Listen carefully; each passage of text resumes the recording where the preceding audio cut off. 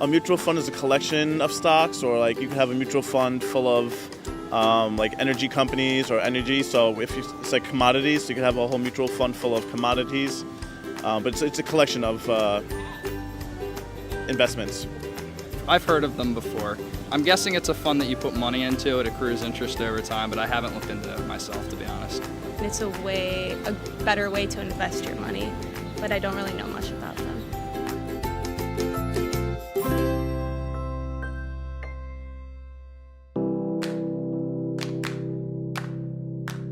Want to invest but don't know where to start? In this video, we'll learn about brokerage accounts, mutual funds, and exchange-traded funds. Let's start with a brokerage account. If you wanted to invest, how would you actually go about doing it? If you're above the age of 18, you can open your own brokerage account online, transfer money into your account, do some research, and begin to invest.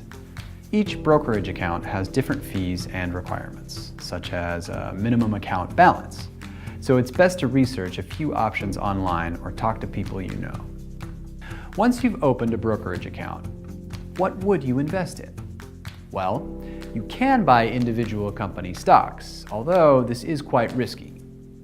What if you buy a few shares of one company's stock and the company starts performing badly?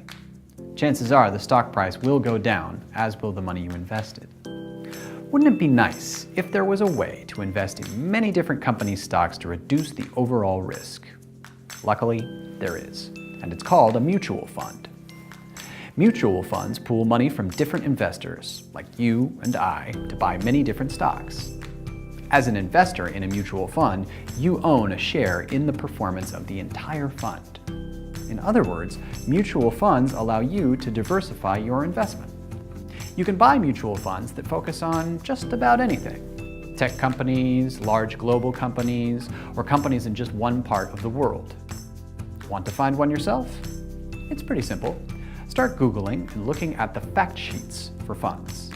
A fact sheet will tell you what companies a mutual fund owns, the past performance of the fund, and how much it costs to own the mutual fund.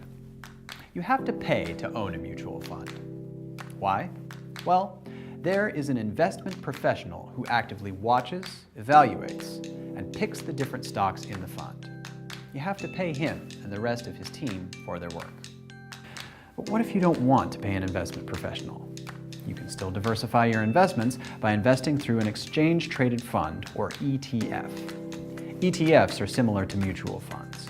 If you invest in an ETF, you are still investing in many different stocks and are still reducing the risk of just picking one stock that performs poorly.